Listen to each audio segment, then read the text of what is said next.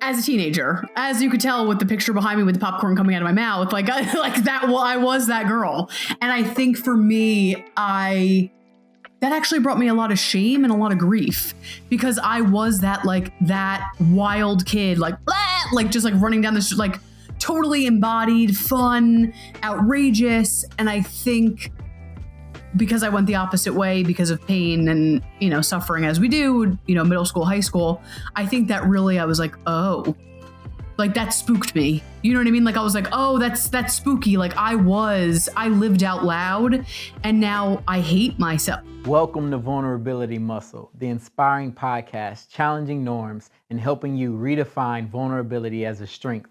I'm your host, Reggie D. Each episode of Vulnerability Muscle dives into a variety of topics such as mental health, social issues, and mindset shifts. We explore the power of vulnerability and fostering meaningful connections, healing, building resilience, and promoting personal growth. Sometimes these conversations are uncomfortable, but good workouts often are. So join us and flex that vulnerability muscle. Welcome to this episode of the Vulnerability Muscle. I am your host, Reggie D. The Vulnerability Muscle is all about redefining vulnerability as a strength to help us connect, to heal, to grow. And today I have a fantastic guest, Erica Wiederlight. Erica is the confidence coach, expert, and speaker. Her work highlights self-love, dating, embodiment, pleasure, burnout, and sexual empowerment. She helps clients go from feeling dusty and crusty to feeling fabulous and radiant. Oh, I love that. Erica, welcome. How are you today? Yay. I'm so excited. This is going to be such a great conversation. So thank you for having me. I appreciate you for being here. I think that so a little bit about me. I gave my first TEDx last year on the power of self-love. Amazing. And how self-love heals what the self-improvement culture harms of making us feel shame that we need to be more, need to be better, need to fix all these different parts of us. And how if we let self-love be the motivation, it comes from a much more healthy spot for us all. And so, I think that I'm really intrigued by what we're going to talk about today. Yes. But I want to start with a quick little segment called What Comes to Mind. Ooh, love it. Okay. So the first thing that you can think of, what comes to mind when you hear the word vulnerability? A process. Ooh, a process. The process of vulnerability. Let's go. Okay. What do you do to center yourself when you're stressed or maybe even depressed? I love that. I think just presence, the idea of I need to center myself. So that could hey, Erica, I need to center myself. So that could look like so many different things, right? Like mindset, maybe movement, maybe go for a walk. But my first spot that I hit is, hey, I need something. I need a tool ASAP. I have to hit a tool ASAP. What signals that to you? Ooh, I love that. A lot. Sometimes it's obvious where it's like, oh, I'm so burnt out. And sometimes it's quieter. So for me, honestly, and this is a big part of my work, and I'm sure we'll talk about this, is I've had to get good at asking myself regularly, how am I? Mm-hmm. You know what I mean? Because I feel like, and I don't know if this resonates for you, but often I had to get hit over the head. I'm so burnt out and I'm like, oh, SOS.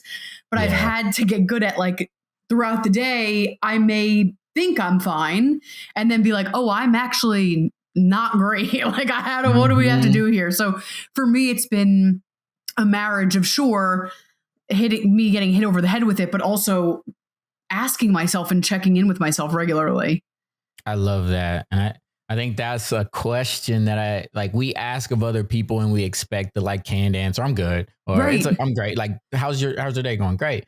And, we can ask that of ourselves too, but in that same context, be real with yourself.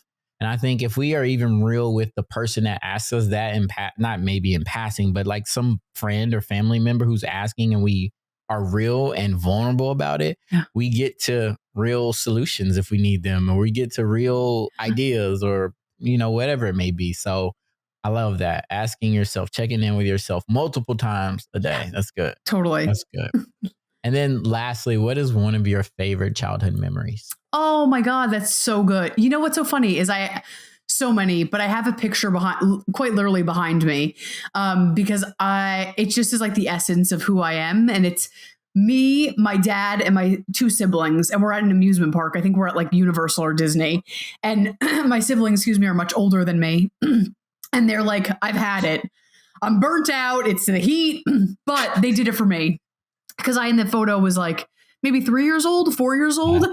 And I think they were like, we don't want to be here. Like, we're 12 years old. You know, my brother, they were teenagers. Like, we don't want to be here in the heat. And everyone in the picture is like, Ms. I showed it to my nephews and they're like, everyone is Ms. except for Erica.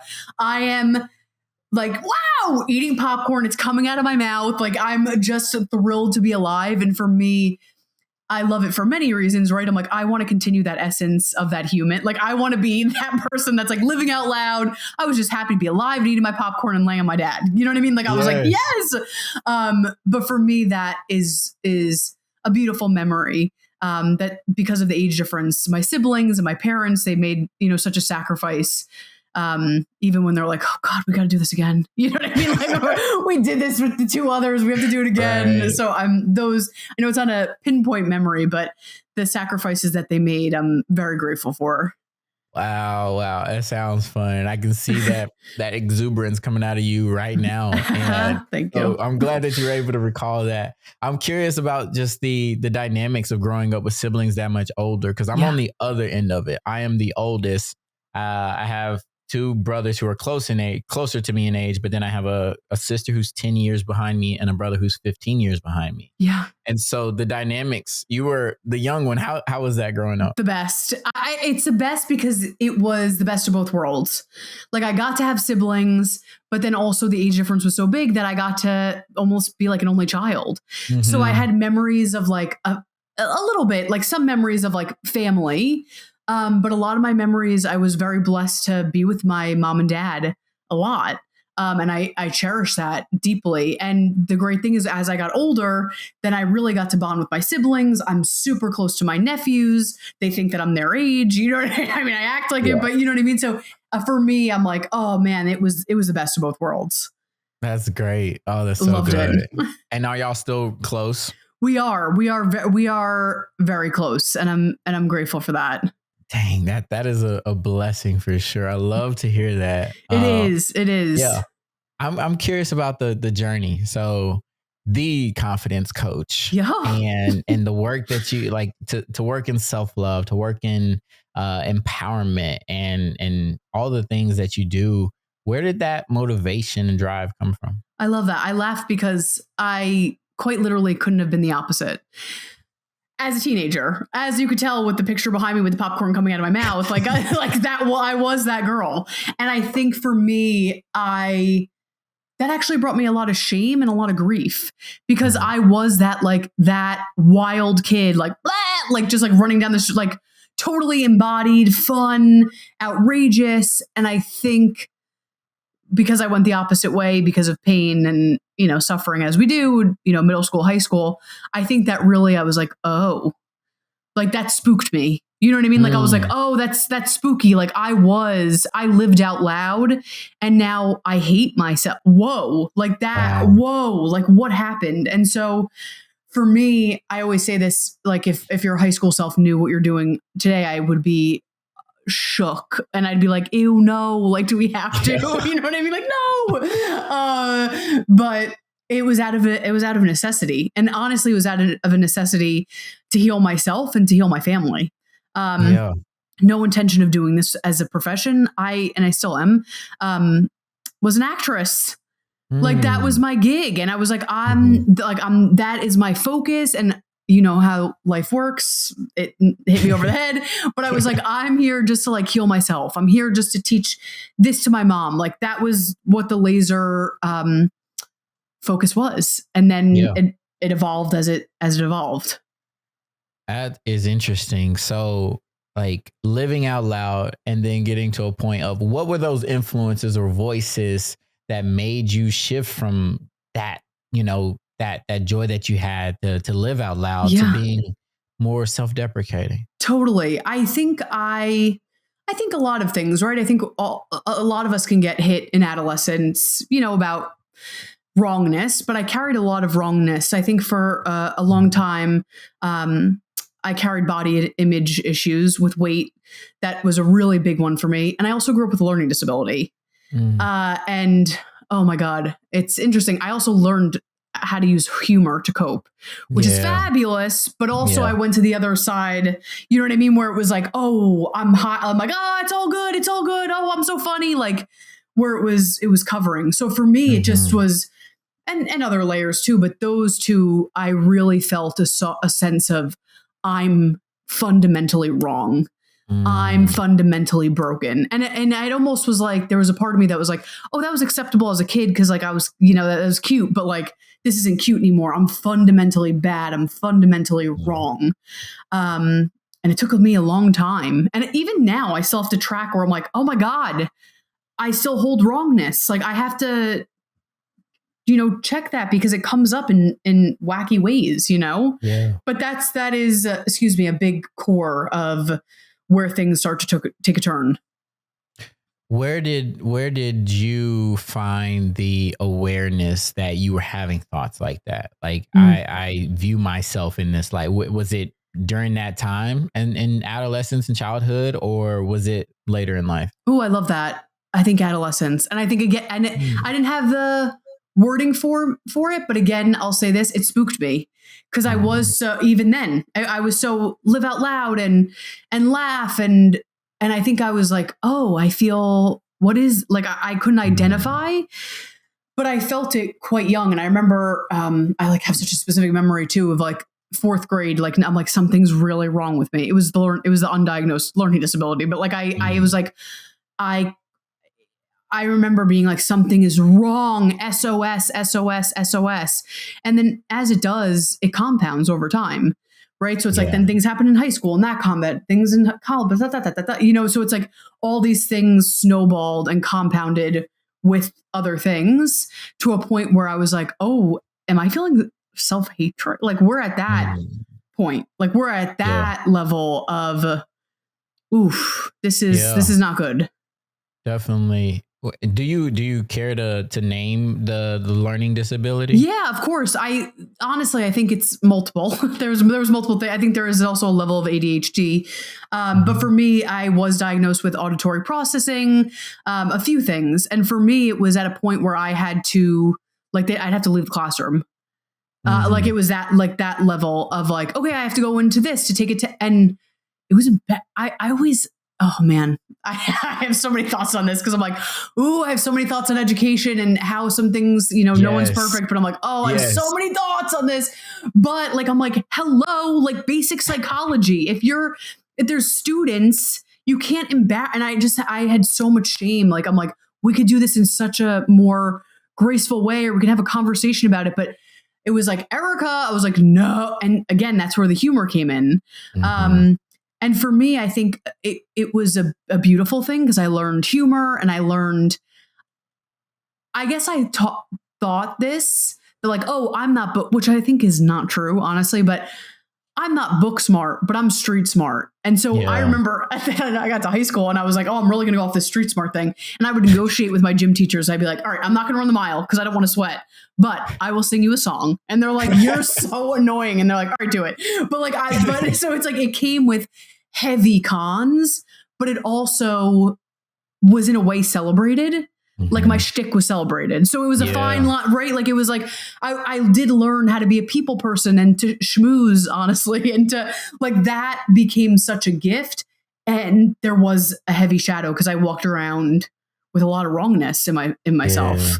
Yeah. Oh, that reminds me of like how I mentioned in my TEDx that like all my trauma responses, which were to people please, the perfectionism, to problem solve for everyone else around me and neglect myself and overwork, those are celebrated by the world. Yes. And then it feeds you with that dopamine and you get the external validation that makes you feel better. And you keep doing that when it's covering up the root of why you're even doing it in the first place. Yes. And so I can imagine like the number of times you've been called the class clown and all of those different things. Give me a story. Like if I were to ask one of your high school friends or college friends a good story about you and your humor, what is something they'd say? Well, I'm thinking, I'm like, oh my God, forget it. I'm like, let's go through the Rolodex. But you know what? My friend from college yesterday texted me and she goes, can you send me the picture? I'm like, which one? She's like, the one, don't you remember? I'm like, why was I a nut job? But she's like, that you didn't used to carry clown noses in your purse. I'm like, why? What happened? And she's like, I have pictures. So, like, do you have any pictures of you just like out at the bar or the club with the clown nose? And I'm like, wow, I repressed that memory. But like, just a total fool. And you know what's so funny is I had a friend, like a childhood friend, but like adjacent, like we, you know, we're kind of in the same group. And I remember she would say stuff like, oh, Erica, she's like a cartoon character. And speaking of vulnerability, I was like, whoa, like I am so not seen. And she's like, no, you're like funny and fabulous and this and that. And I was like, yeah, that's cool. Like, I love that. But like, I felt so not seen. Like it was very like like that, like let me blow up the balloon and like let me do a kick to my face. Like it was like, okay, cool, like we can have some of that, but like I am a human. And you know, when I actually went into coaching, I surprised myself because so many people were used to me interacting in this very like clownish way. And when I started doing coaching, it's like, like I love to kid. I think humor is very healing. But I also would have to be like stern or like, hey, let's talk about this. And I actually shocked myself because I never felt worthy or safe enough to be that person. I only felt worthy or safe to be a fool or to be a clown, you know? So that was an edge for me where it's like, hey, like actually this person needs you to be a little stern, or this person needs you to actually not lay any humor on. Like they need it pretty straight. So that was a very vulnerable journey for me, and not glamorous, like undoing that through my becoming a coach, honestly. Wow. That, like, I mean, like when you think about just authenticity of who we are and that conflict that we have in ourselves to one, live in that authenticity, but also there's this fear that leads to the people pleasing and just the conflict there. Right. Oh, you earlier described vulnerability as a process. What does that process look like in your life, and how has it helped you to show up authentically as you are today? I love that. I think I said process because I remember my one friend, my best friend, said to me, he said something about me lacking at a time. It was and it was very in the clown years, lacking vulnerability. And so I think for me, it has been a process. Now it's like, hey, it's here. I mean, I'm like, let's talk, you know, I go on podcast, I'm like, tell me, I'll tell you anything. You know what I mean? Like, I'm like, cool. But I think for a long time, it was a process for me because I was a character, sadly. Like I hate that. And I wasn't but you know what I mean? Like I was presenting as a character of myself. So me being vulnerable has been a process. Oh my God, especially with the sexual empowerment piece. You know, I remember I was putting all content out there and I was doing my work, and then I had weddings back to back with high school people. And I was like, oh no. Like I have to like face that, like, you know what I mean? Like I could do all this stuff online and be a sexual empowerment coach, but when push comes to shove, showing up, you know, with people that like showing up with like, that's an edge. That's an edge. And I think for me, the journey too is my work is so vulnerable. Yeah. So, you know, as you know, it's not a one-stop shop. So I'm like, it feels like a journey because I feel like I'm always playing with a new edge of vulnerability. I'm like, okay, what's the new one we're working with? So true. And sexual empowerment work, like I think just like mental health, just like other topics like sex and sexual healing or sexual empowerment is a topic that I don't know is discussed enough. Yeah. Tell me what that work looks like for you and how you help people. I love that. Yeah. For me, it could be many different things. I also want to mention pleasure for me is a big route. And I know we'll talk about that, but that's a big part of healing for me. I always say pleasure can be a healing modality. There's many reasons. For me, it helped me heal my anxiety. It helped me reset my nervous system and soothe my nervous system. It helped me talk about self-love.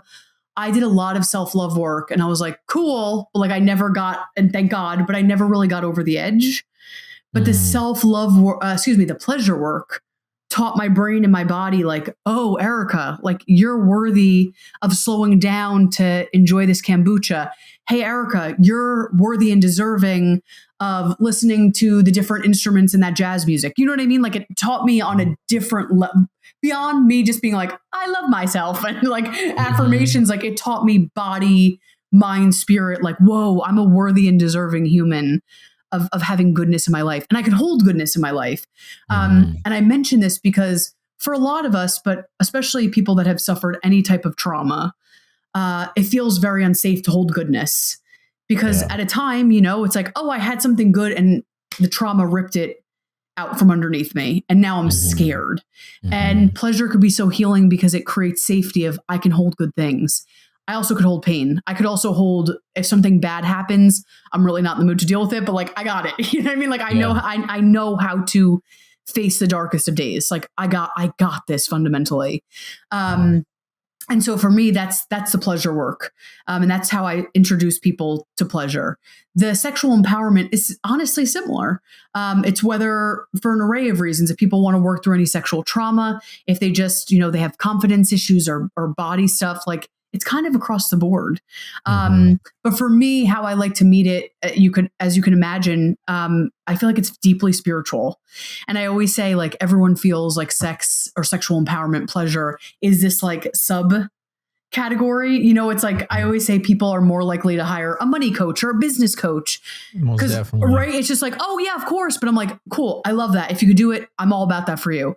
However, more often than not, when I meet someone, they come in the door for sexual empowerment or pleasure, where it's like ding, ding, ding, ding, ding, ding, ding, like these other things. Like it's a portal. It's a portal. It's not, and I don't wish it was, but it's not like a subsect that we can tap in, tap out, go back and forth. It's connected to everything, right? It's like we start talking and stuff and it's like, oh, whoa, there's a money trauma there. Like, yeah, totally. Like, oh, whoa, there's some confidence stuff. Or, oh, whoa, I didn't realize I really struggle with asking for my needs because I don't feel worthy or deserving.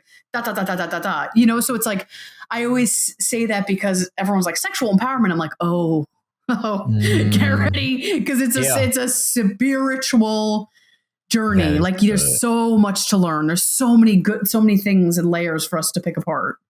Yeah. And it like you said, it's spiritual and it's holistic. It's looking at it like the same decisions or choices that you make around one area of life are going to show up in another area of life. Yes. And I was curious to hear you talk about pleasure in the way that you did, because, you know, hearing sexual empowerment, hearing pleasure, like first mine is like sexual pleasure. Sure. But you went to enjoying jazz, the different instruments in jazz, enjoying like I have a screenshot of like just trees right here and just like the individual leaves on the trees, like things like that. Like how else can one incorporate pleasure work to getting to a place of like actually seeing the love in themselves in the world? I love that. I think, again, kind of presencing it. So what I do, talk about like checking in, I'll check in with myself. I try, you know, multiple times a day. Sometimes I set alarms and I'm like, okay, Erica, hey, on a scale, are you crunchy? Like, are you feeling real crunchy or are you feeling turned on? And what I mean by turned on is turned on like a light switch. Like a lot, like, am I alive? Meaning, am I enjoying that beautiful picture of seeing the trees? Am I, you know, like, am I alive? If I am crunchy and would like some assistance to phone a friend, it's like, I ask myself like, okay, like a dial, how would I dial it up? So I ask myself, how can I make this current reality more pleasurable? Again, we don't want to bypass, right? If there's something like a dark emotion or something that we really need to process, we got to process it, right? So I always say like nuance. We never want to use this to bypass the stuff. However, more often than not, sometimes we just don't want to, like this is for the mundane. This is for regular living.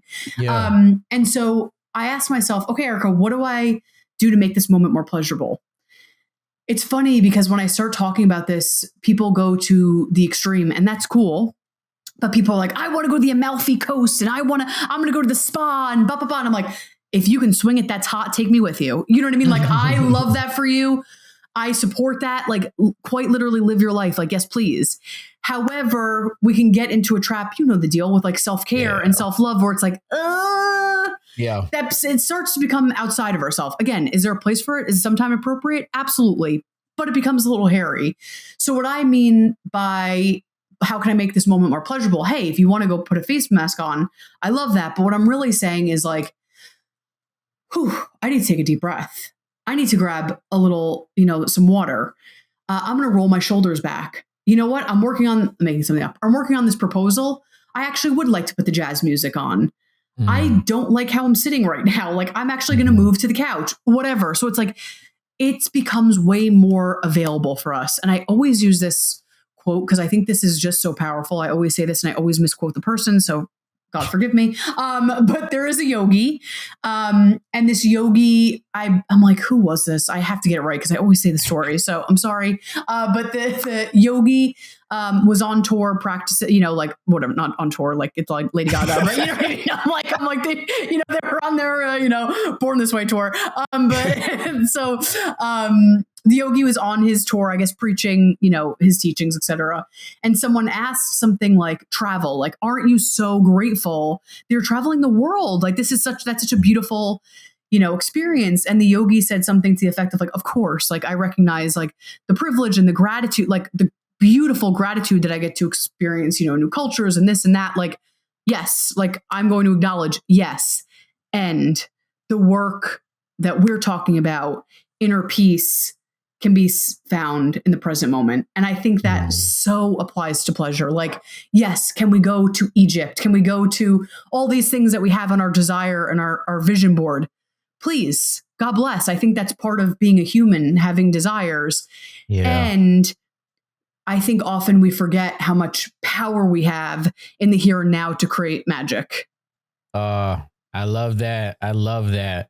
I love just like thinking about it in this current moment. Even like I am in like I have a space heater on right now. And like I can find so much pleasure in just knowing that like my body is comfortable in this seat as I sit here and having a great conversation, like the little things, being grateful for the little things. Totally. I'm curious what your thoughts are. So I've always well, not always, but when I got more aware and more curious about the world, I question the connotation that we have with comfort and contentment. Like we look at comfortability as a negative thing a lot of times. Right. Like, don't get comfortable. Don't be content with.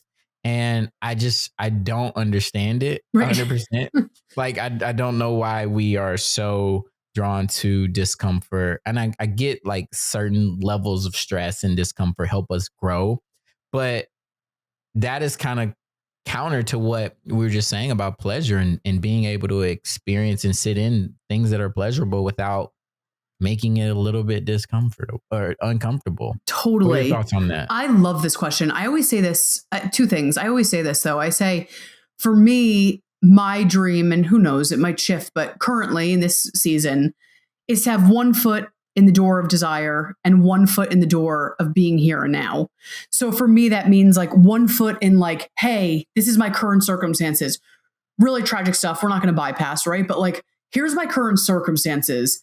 How can I have gratitude for it? How can I make it hot? Like, how can I like enjoy this gift or these gifts that I've been given? Great. That's one door. The other door is, if appropriate, and sometimes it's not appropriate, but for me, this is where I'm at. I do want to play with what I'm creating. Like I do, and I don't want to get obsessed with like, I'm creating this, so I can't look at the present, or vice versa. Like, I'm so content, we have to find that special sauce and where we're at. But for me currently, and I'm going to counter exactly what I just said, a total opposite. But for me, Erica, currently March 2025, I have that one foot in, like, let me jam out with my reality. Let me make it really good because I know this change is always coming. So like, I'm going to jam with what I got because it's not going to be like this forever, for good or for bad. Cool. Right. And then the other foot is like, and I am curious, like, what do I want? What am I moving towards? Like, what am I actively pursuing? So that's me. And I've seen a lot of clients, especially currently, which does not surprise me with the climate that we are in the world, and everything that we've been through as a society, that people, I have a lot of clients that I'm actually like laughing that because I'm like, wow, this has happened a lot the last few weeks. And they're like, okay, so I have something to share. I'm like, yes, tell me. And they're like, I just want to like chill for the next few months. And like, they're waiting for me to like a permission slip. And I'm like, give them permission. Yeah. I'm like, yeah, and I think there's this shame and a wrongness of like, what am I creating? What am I manifesting? What are my goals? And a lot of times, when we unpack this, they're like, I am deeply burnt out. I'm disappointed. Like, I need to reset. And I'm not saying I need to do this for 10 years. I'm not trying to use this as a way to bypass or avoid or whatever. They're like, I just need a moment. Like, I need a moment to find pleasure, to find goodness, to jam out, to keep up my responsibilities, right? Like, keep things going, still dream here and there, but I need a moment. And then I can reset. And when the time is right, I can go back to desires. But we're cyclical beings. Like I think we get so trapped in like a linear thinking. Like, we're cyclical, we're seasonal, so sometimes it's appropriate to be go, desires, dreams. And sometimes it's appropriate to be like, look what I've created. I want to sit with this for a minute. Like, let me sit with this. And then I'm down to move on. And like you said, there's beauty in pushing ourselves and etc. But I think I love your question because no one ever asks me that. And I'm so glad because I think people are dying to have permission that it's okay to be in the moment and to enjoy your life. Like, I think so many people are thirsty for that because it's always in the self-improvement world. What's next? What's next? Yes. It's like, whoa, I'm not taking that off the table completely, but like, right. I'm also allowed to rest and be like, so I'm so glad that you brought that up. And that's so beautiful. Yes. I say that rest is productive. Like, yes. Without the rest, without the recovery, all the things that people do, the doing of things, you wouldn't be able to, right? Like, you would burn out. Right. Totally. And I know that's a topic that you talk about. How does burnout prevention work in the space that you're in? Yeah. For me, I think what's different is for my work with burnout is I'm very pleasure-based. You know what I mean? So I use pleasure as a way to have burnout recovery or to heal burnout, if that makes sense. And that can be an edge too, because sometimes we're so burnt out. Oh, Erica, I can't do pleasure like I used to. And that brings some shame, right? I think back of seasons and cycles of myself. Some seasons of pleasure, like I was live, laugh, loving. I told you before we got on this. Now I'm in South Florida, but I lived in New York City. Like, some of my pleasure back then was like running through New York City, like wow, like, and that was my summer of my life. And that doesn't mean when I'm in the winter of my pleasure, in the fall of my pleasure, that it's wrong or bad. But I laugh because I remember when I first started doing this work, I just was so misguided. And I thought, oh, this is cute. Like, this is another certification and I'm going to put it in a bow and on a little, platter and, on the bookshelf and away. And what I quickly learned is this is a relationship of a life. If you so choose, it's a relationship of a lifetime. And so pleasure will sometimes have seasons of, you're going out and going to dinners, God bless, and, that type of out, whatever. And then there's sometimes pleasure where you're just holding yourself or stroking your face, letting yourself know that you're safe or enjoying the flavors in your tea, and here's the thing. We're not taught that that's okay, that's welcome. And so I am a permission slip for all things, but I'm a permission slip for that is just as productive, worthy, healthy as me running through the streets of New York City. Like, they're both worthy. Wow. I love, like, when you said that about tea, I even just like took a moment to actually taste the tea that is lingering in my mouth. And like like it tastes sweeter, it tastes better. And like to give ourselves permission to slow down Totally. and enjoy the moment is Yes. so huge. And I love like pleasure and incorporating like the senses. Yes. And I think that's a great way of grounding yourself. Like if like your mind is wandering and you can't, it's like the 5, 4, 3, 2, 1, like 5 things you can see, 4 things that you can touch, Yes. 3 things that you can hear, 2 that you can smell, 1 that you can taste. If you can do that, connect to your senses, it makes you calm. Like it's hard to stress about some other shit when you're like, all right, what do I actually see in this present moment? Because it's not the thing that my mind is playing tricks on me with. Right. It is right here. Exactly. I love that. I love that so much. I love it. Yeah, exactly. That's really quickly. That's part of my anxiety healing journey and I want to go back if anyone's listening to this, where it's like, okay, to Erica, I'm down to do the like pleasure in the moment, but how? Whenever I get stuck, go to the senses, pick 1, 2 layer if you so choose. Like if you're like, I know she said, I know that girl said like, do the check in. I know I'm crunchy. Now what? It's like, if all goes awry, pick a sense and just like really revel in it. And you made a great point with me, with my anxiety. I was always future tripping. I was always out of my body. Pleasure forces you to be in the moment. It forces you to be in your body, right? Like if I was really enjoying that cup of tea, or if I was really enjoying that piece of fish, like here I am right here, right now. It's hard to be ripped out of my body and like going down that spiral. Yes. And so that for me was just a profound way that I healed some of my anxiety. Oh, I love that. I love that. You mentioned like time in acting. Yes. I'm wondering how your training for that and just the performative nature of that, how that has played a role in you becoming who you are, or has it helped in your coaching? I love that. Yeah. What's so funny is something that you're so good, something that I just said, my acting teacher told me. Yeah. Which is before any scene, we'd be like, all right, before you go into see anything, you'd stand in front of the class and say, here I am right here, right now. Because he was like, I don't want to see performative stuff. I don't want to see you. I don't want to see it. Like I've seen bad acting. We know bad acting. I don't need to see it. He's like, I want to see real. I saw this scene yesterday. What is it today? Here I am right here, right now. Wow. Now. What is it? And so, I talk about this all the time, actually. I talked about it. I have a podcast and I talked about it the other day. And I got emotional. Podcast. What's the name of it? Oh, thank you. It's called Welcome to the Weterleit. And I was talking about, for me, the link between acting and pleasure and the spiritual journey. And they're so deeply linked. I mentioned Stanley Tucci. I love him. I was like, I just love this guy. Quick. Can you pause while I tell you why I cannot stand Stanley Tucci? Okay, yes, please tell me. All because of one movie. And I think it may have been the first movie that I saw him in. And it was, I don't know, maybe 10, 15 years ago, but Lovely Bones.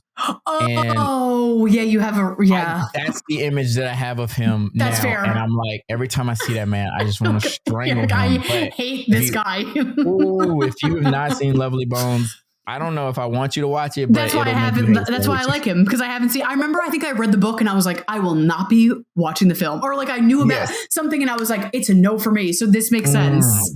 Yeah. Okay. I respect that. That makes complete sense. You have an affinity for him, so I'm going to. Because I've seen him in like Devil Wears Prada. You know what I mean? So it's like I'm like, he's the best. Oh my god, that is hilarious. I love that. I actually was watching him recently on a show with. I always butcher her last name, Ina Garten. And he's mentioned that character and I was like, oh, thank God I didn't know. Like, thank God. I don't know if I'd look at you the same. So that's absolutely hilarious. You mentioned that. That was like 3 days ago. I watched that. But for me, why I love him, or any great actor like Meryl Streep, all these amazing, amazing talents, is they really are in the present moment. And something I said about Stanley Tucci is why, again, I don't know the guy, I don't know his personal life, but the persona that I am projecting and, making up in my brain, why I love it is, and why I admire him is, for me, it's like, that is an artist. I love how he talks about food. Like that is someone that like is a full artist and is like present, but does film and food and this and that. And I just, again, I don't even know how I got here with the Stanley Tucci train, but I think that like for me, that's someone that I'm like, I want to be that. Like that's how I want to meld and leave my legacy, is not just an actress, not just a coach. I want to be an artist of life. Like I want to be an artist of like, I want to be someone that's like, that person lived, like that person lived out loud, whether she was in a coaching session, whether she was speaking, whether she was in a commercial, whether she was doing a voiceover, kind of irrelevant, like in a way, right? Like, but like that person like lived out loud. And that's why I think I'm so attracted to, you know, the arts. Like I want to live, like I want to live out loud. And part of, my background, my training is Tantra, and that's all about aliveness, and being alive. And the beauty of being alive is pleasure and, oh my God, you know, like bliss, but also being alive is deep, heartbreaking grief. Wow. You know, like you can't have one without the other. You can't. And I'm grateful that I've gotten to a point. I mean, it's not fun, but that I can look at, I'll just go here. I'm going to get comfortable. Cause I'm like, let's get comfortable because we're talking about vulnerability. I think this is important, but, my father, who I'm absolutely obsessed with, like stupidly, he's like, please get away from me. Obsessed with, passed just, I can't even do the math, 4 months ago. Oh, I'm so sorry. It's okay. It's brutal. It's brutal. And, or as we say, you know, it's okay. It's not okay, but thank you. You know, like but like it's brutal. And wow, has his death taught me so much about living.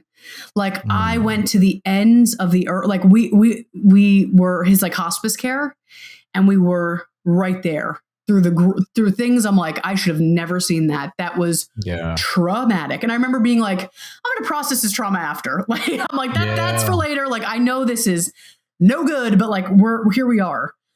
But I remember saying to my mom, I was like, Mom, we're like a death doula. She's like, what's a doula? I'm like, all right. I was like, I'm trying to make a spiritual conversation. But I was like, we are ushering him into death. And that taught me so much about my aliveness. Wow. And I remember he did me so many good deeds and good services, et cetera. But he did me such a beautiful thing. He would always say, you know, cause he knows me, and he'd be like, Erica, I need you to live. Cause I think he know, like, he's like, I need you to live. Like you need to live.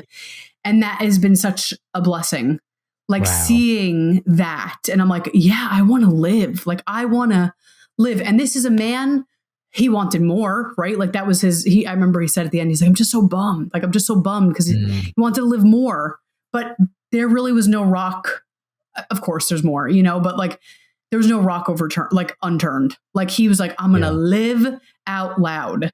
And for me, I know we started this all with Stanley Tucci, but it does come back to like that aliveness. Like I want to be, you know, for my nephews, that person that they're like, she's a total, you know, crazy, but she's funny. She lives out loud. She's living. And like, and how cool is she? And I'll say this too. I know I'm on story time, but, I had, my PR agent reach out to someone to pitch me for something.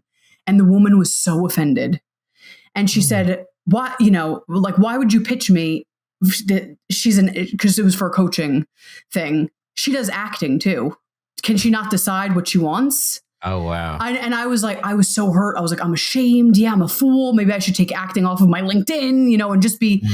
And then it took me a few weeks and I said, no, hold on. This is the whole point of what I teach. Like, this is the whole point. Like, I want to live. Like, I want all of the textures. I want all of it.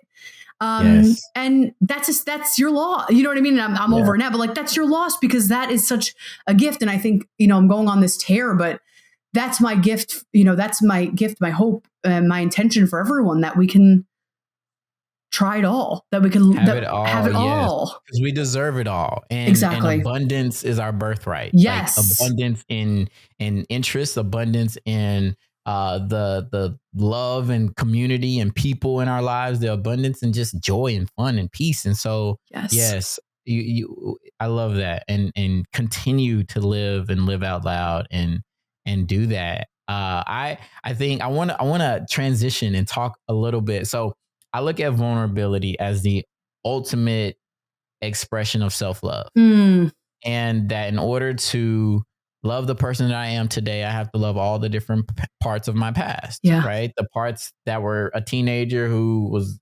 not so great. And then this older individual who made some mistakes and learned some lessons, and all of those different parts of me.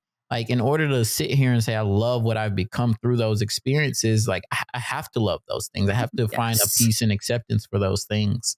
Talk about what self-love does for, or how self-love shows up in your work, and how you employ that for your clients. I love that. And you made such a good point, because I always say that too. It's like, it's really easy for me to love my best self. Like when I'm hashtag thriving, you know what I mean? Like, yeah, that person, of course there's some stuff, but like, that's like a pretty easy pathway. Yeah. Ooh, when I have to look at some of my crunchy, weird stuff, it's not as easy. You know what I mean? Like that's a journey. And I'm so glad that you mentioned that, because I think that is the full spectrum of really loving ourselves, every piece, every face of ourselves. I think is so important. And again, I think we often talk, I always say this, I'm glad as a society we're talking more about self-love, like thank God. Yes. And sometimes it could get a little bit hashtag on, like hashtag Instagrammable. You know what I mean? Like hashtag self-love. And people feel, okay, I love the version of me that wakes up at 5 a.m. and drinks the green juice and you know what I mean? Like, I'm like, cool. That person's really likable. Yeah. Like, what about you that has done some crunchy things? You know what I mean? Like, or like can be a little manipulative, or like, what about that? Like, what does that look like? And for me, the visual of getting behind all these different like faces of myself or versions of myself has been extremely healing and helpful. Also, I mean, to mention, it's like I've given more grace to other people too. Yes. I'm like, it's cool. Like, I see you, like I don't have these these crazy expectations on myself and other people. I think that's been very permission giving. And quickly to answer, like I said, for me, the pleasure self-love pathway. Who knew? Like, I'm like, who knew? I didn't know I was going to get this. Like, I'm thrilled, but like that has been amazing. And also to mention, how do I love myself? How do I make myself right when I'm not choosing pleasure? Does that make sense? Because I think for me, and this is very centric to me, but like, especially since I'm in this world, pleasure. I've set these expectations. And again, of running through New York City, whatever, like life is so different right now. I'm in a totally different phase of life. How can I get behind my rightness in this season? Does that make sense? So like, how can I get behind all these different versions of myself and make it enough? So that has been profound, doing the pleasure work, but also when I'm avoidant of the pleasure work. And that doesn't mean stay avoidant. You know what I mean? That doesn't mean like, let me stay here. I got a message for you. Yes. I got a message for you. You are enough. Yes. Yes, it is on my shirt. Yes. So, that is really good. And I think like when you said like you showing up and loving yourself, it has allowed you to extend grace to other people. Yeah, totally. Because you see them, right? You see them, you recognize that they're humans before they are an asshole. They're human. Before they are the person that cut you off, they're human. Like whatever it is, you see the humanity in people. All of this connecting to self-empowerment or sexual empowerment. How does that work? And what do you do with your clients to lift them up and feel empowered in that way? And like, what would someone expect of a sexual empowerment coach? I love this. And again, it shifts, right? So some days we might be talking about sexual empowerment. Some days it might be pleasure. Some days it might be worth, it all, we weave. My particular practice, I mix kind of, you could say, traditional talk therapy mixed with somatic practices. So that means like, an example like eyes closed, visualization, or we go to different parts of ourselves. I mix and weave because I think sometimes certain tools hit for people and also certain things are appropriate, right? Like sometimes it's like, hey, I just need to process for my mind, or today, we got to go into the body. And like, I got to find, like, I just found something that I've been holding on till, since I was 7 years old. So that's just a little cliff notes of kind of how I work with folks. But for me, the sexual empowerment, the self-love, it's just all, it's so funny. I'm so glad that you brought this up, because I always say, like, it's so hard to now we're getting into, like, we're talking about it deeply, but if I meet someone at a dinner party and say sexual empowerment, it's like, what? I mean, first of all, it's like, it could go a few ways, but it's like, what? Like, I don't need that. Or like, that's crazy. Or like, tell me stories, or I have a story for you.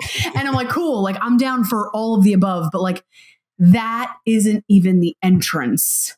Wow. To the work. And I do myself a little, and this is, I'm no shade to myself, but I do myself a little bit of disservice, because I think from a marketing background, transparently, I think I need to let people in a little bit more than just saying sexual empowerment. So when people get a taste, they're like, oh my God, that is, yeah, sure, sexual empowerment, but like, whoa. Yeah. And so I think part of my lesson in vulnerability, because that's scary, it's easier to be like sexual empowerment or dating or love. Those things are beautiful. Part of my vulnerability edge is like opening the door. Yeah. And really allowing people to see, whoa, this is like deeply spiritual, transformational work. Yes. And for me, it depends on what season I'm in, but I find myself opening and closing the door. And so it's like, okay, why am I, is it cool we're closing the door? But it's funny that you bring this up, because I am in a season of life where the door was closed, right, with dad, and there's a lot going on. It's kind of like, keep things kosher, keep things as usual. But I am ready to, even though it's scary, I'm getting hit with like the reopen the door a little bit to show people really kind of what goes on. Yeah. Yeah. Wow. I love that. What are your ideal clients look like? Okay, everyone always is like, what's your client ideal avatar? And it never fit. I quite literally have everyone. And people are like, good. What does that mean? Like, and I'm like, I know I am a business coach's personal hell. Like, I know, like, you know what I mean? They're like, it's a woman in their third. And I'm like, no, it isn't, quite literally not. Like, I've had at one point in time, 18-year-olds to 75-year-olds. Wow. Right. Yeah. Like, and an 18-year-old might have gone through a bad breakup and they're just, when I mean I've had every human under the sun, have had every human under the sun. And again, every business coach hates that. But I think that's the beauty of this work. Yeah. I mean, it goes back to, you want to be an artist of life, for life. Totally. And to have the abundance of all those things. Like, you shouldn't have to limit yourself to a particular avatar. So I love that. That makes me want to cry. No, it fits with everything that you've told me thus far. So yes. Yeah, and I love that.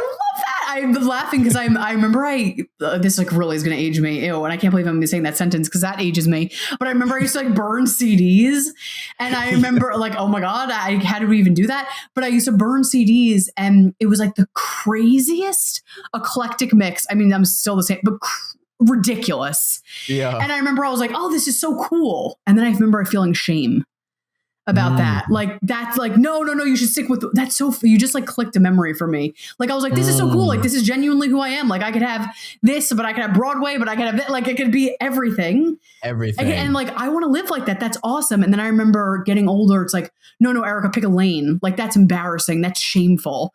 And so you gave me such peace that I'm like, yeah, this is, I don't I don't want to meet with the same type of God bless. Yeah. I don't want to meet with the same type of that person. would be burnout for you. You would see the same person over and over and over, the same stories, the same, and that would be burnout for you. So you're keeping the life in what you do. Thank you. I love that. And trying to keep authentic.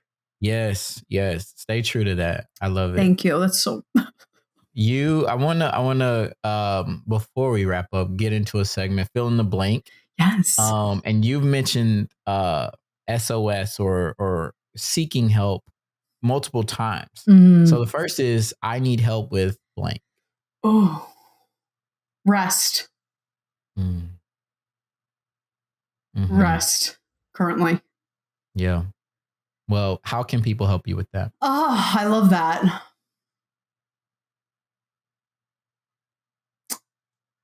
I think I need to delegate more. Okay. In ways that are not traditionally delegating. It's funny. I pulled like an Oracle card this month, and I actually got like delegate. I'm like, nah, it doesn't resonate. I don't need, like, that's not. Now I'm like, oh God, universe, that's enough.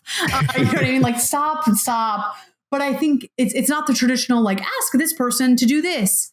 Right. I think it's more leaning on community to remind me that I'm safe, so that I can rest. Yes. You I know? love that. So let me be one of the first. You are safe. Right here, right now. You are safe. You are enough. You've done enough. Now it's time to just be right here. And I want to connect this also back to the passing of your father, and give yourself the space to grieve. Give yourself space to be sad and be upset and be mad at the world and whatever it was that he died of. Yeah. And to feel that and to know that you're going to be okay. You're going to bounce back, and you're going to have an amazing legacy that reaches a lot of people and heals a lot of souls. But just like you said earlier, we're cyclical. And this may be a moment of rest that you desperately need, and to take that, to give yourself permission to take that. I'm obsessed with you. I'm listening this. I'm like, I'm going to be listening to this part of the podcast 100 times. So I fall asleep. Thank you. That is so powerful. Definitely. All right. Back to fill in the blank. My biggest strength is blank. Strength. I know that's great, but like, I didn't and it was through my dad's death, and I'm like, oh, I'm tough. I'm tough, because I didn't think because I'm a clown. Yeah, I was a clown. You know, like, I leaned on that sort. I'm a clown. I'm stupid. Hee. I'm blah. I'm like, oh, I'm strong. So like, that has been like a